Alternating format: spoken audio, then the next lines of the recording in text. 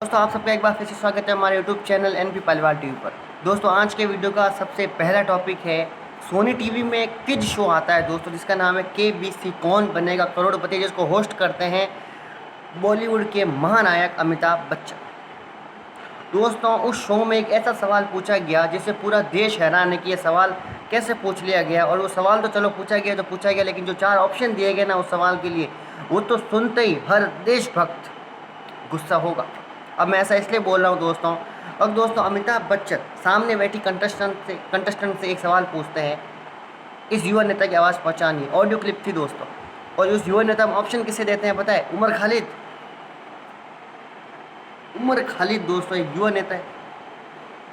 उस सवाल में कि इस युवा नेता की आवाज़ पहचानिए, उसमें सबसे पहला ऑप्शन था उमर खालिद का। उमर खालिद जिसको दिल्ली पुलिस ने दिल्ली दंगों की साजिश रचने में योगदान देने के लिए अरेस्ट किया है, उसको आप एक युवा नेता बता रहे हो अपने सवालों में, तो क्या ये चीज़ सही है अमिताभ बच्चन? मैं तो कहता हूँ गलत है। आप ज़रा अपने सवालों पर लगाम लगाइए, सोच समझ कर पूछिए। अब कुछ लोग मुझे कहेंगे कि भाई अमिताभ बच्चन तो सवाल लिखते नहीं है, मुझे पता है वो नहीं लिखते, लेकिन जब उनके सामने सवाल आया ना तो तब भी तो वो इंटरप्ट कर सकते थे ना कि भाई ये कैसा सवाल है, आप किसको युवा नेता बता रहे। अगर उनमें देशभक्ति होती तो वो इस सवाल को हटवा भी सकते थे, लेकिन उन्होंने पूछा। और दूसरा ऑप्शन कन्हैया कुमार दोस्तों, टुकड़े टुकड़े गैंग, हार्दिक पटेल और जिग्नेश मेवाड़ी, ये 4 ऑप्शन थे दोस्तों। मैं आपसे पूछता हूँ एज ए इंडियन, क्या ये चीज़ सही है? मैं तो कहता हूँ गलत है। और मैं केबीसी की टीम से सीधी सीधी एक ही बात कहना चाहता हूँ, अपने सवालों पर लगाम लगाओ। ऐसा सवाल मत पूछो जो देशद्रोही हो, देश विरोधी हो। कौन है युवा नेता? उमर खालिद ये युवा नेता लगता है आपको, जिसको अभी अरेस्ट किया है दिल्ली पुलिस ने?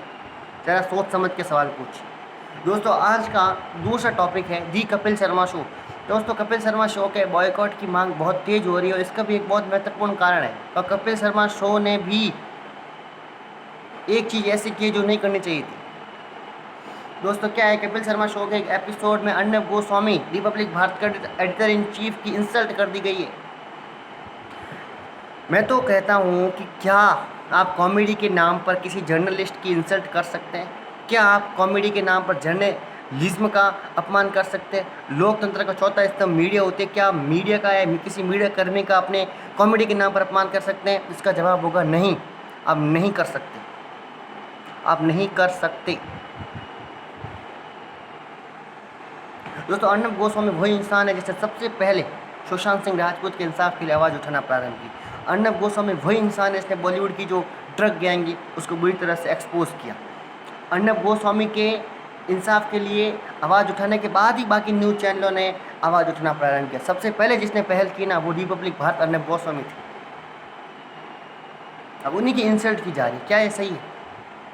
मैं मानता हूँ यार, हो सकता है कुछ लोगों को अर्नब गोस्वामी पसंद ना हो, उनकी जर्नलिज्म करने का तरीका पसंद ना हो, इसमें कोई दिक्कत नहीं है। हर एक की पसंद अलग अलग होती है, हर एक का नज़रिया अलग अलग होता है। लेकिन क्या आप किसी जर्नलिस्ट का अपमान कर सकते हो, इंसल्ट कर सकते हो, भले उसके जर्नलिज्म का तरीका कुछ भी हो? मेरा जवाब में नहीं। मैं किसी को सपोर्ट नहीं करना है, लेकिन जो सच है वो सच है। आप किसी की इंसल्ट नहीं कर सकते आप कॉमेडी के नाम पर। वो जर्नलिज्म कर रहा है, अपने तरीके से कर रहा है, उसकी मर्जी, लेकिन आपका कोई हक नहीं बनता कि आप कॉमेडी के नाम पर एक मीडिया कर्मी, एक जर्नलिस्ट, एक पत्रकार की इंसल्ट करें। बस मेरा तो ये ओपिनियन है। अब कुछ लोग कहेंगे सपोर्ट रहे, वो है, जो सच है वो सच है, अपमान तो नहीं कर सकते। और दोस्तों अगर अर्नब गोस्वामी की जगह सही में रवीश कुमार के बारे में कुछ इंसल्ट भरी बात कही दी जाती ना दोस्तों, तो हमारे देश के जो महान लिबरल्स हैं वो कूद जाते, उछलने लग जाए, कैसे कह दिया। अगर अर्नब गोस्वामी एक सेलेक्टिव पार्टी को सपोर्ट करते हैं तो रवीश कुमार भी एक सेलेक्टिव पार्टी को ही सपोर्ट करते हैं। अर्नब गोस्वामी अगर बीजेपी को सपोर्ट करते हैं तो रवीश कुमार कांग्रेस को सपोर्ट करते हैं।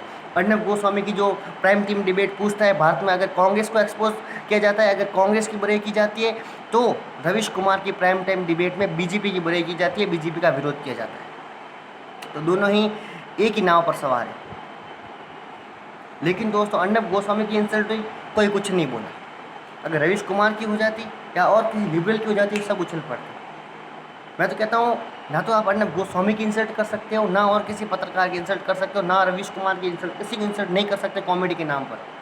अगर मैं खुद कह रहा हूँ, अगर अर्नब गोस्वामी की जगह और भी कोई पत्रकार होता तो मैं आवाज़ उठाता, क्योंकि आप नहीं कर सकते भाई, कॉमेडी करो अपनी जगह, लेकिन आप किसी अपने मात्र टीआरपी बढ़ाने के लिए आप किसी जर्नलिस्ट की इंसल्ट नहीं कर सकते। इस वीडियो में बस इतना ही। जय हिंद, जय भारत।